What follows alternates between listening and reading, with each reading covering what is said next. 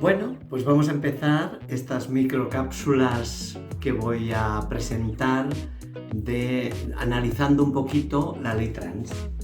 Ya la tenemos aquí. Mira, esto de aquí es parte de la ley trans, porque en realidad, aparte de lo que es el contenido de la propia ley, que son finalmente unos 80 folios más o menos, aparte de eso, pues también tenemos todos los añadidos que se ponen, pues esto, ¿no? La memoria del análisis de impacto normativo, o sea, cómo afecta a otras leyes, el dictamen del Consejo Económico y Social, el informe de participación LGTBI, el informe del Consejo General del Poder Judicial, importante para saber a qué leyes afecta o si tiene alguna consecuencia sobre otras leyes, el informe de la Agencia Española de Protección de Datos, también importante, y el dictamen del Consejo de Estado. Total, al final son unas 570 y pico de páginas, que es mucho follón. Pero bueno, el núcleo gordo es esto. Son 80 páginas del anteproyecto de ley, lo que se ha venido a llamar la ley trans, pero que tiene más implicaciones, porque esto en realidad se llama, a ver el nombre de la ley tal como es, es que es bastante complicado, el nombre completo. Dice: anteproyecto de ley para la igualdad real y efectiva de las personas trans y para la garantía de los derechos de las personas LGTBI. Es decir, con esto que amplía también, y de hecho lo amplía tanto que al final en el proyecto de ley final es que hay poquísimas páginas dedicadas solo al tema trans. La mayoría es tema de matrimonios, tema de participación social del colectivo LGTBI, etc. Y al final el tema trans ha quedado como un poquito diluido, ¿no?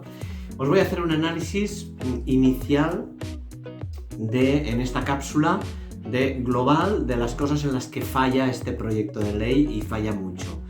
Y después haremos alguna otra microcápsula con detalles concretos de cosas a corregir si no queremos meternos en un fregado.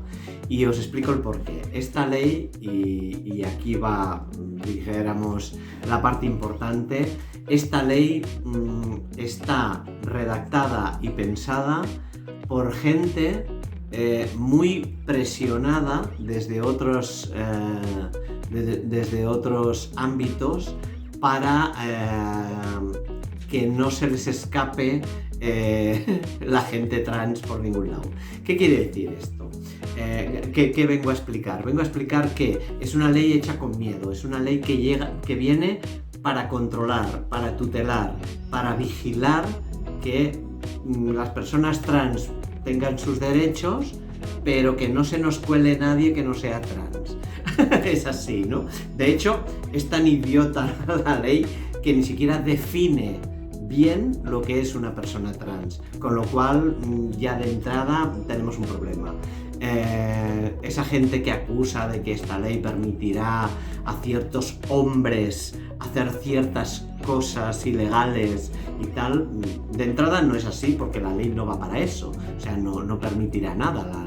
Lo que permite la presencia de hombres en lugares de mujeres o de hacer cosas ilegales, pues son las normativas de los diferentes estamentos y de los diferentes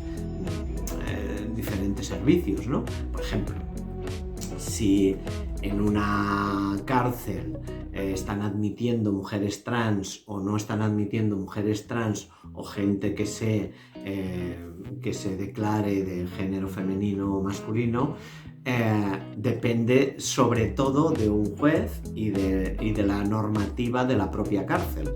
Es allí donde hay que poner el límite.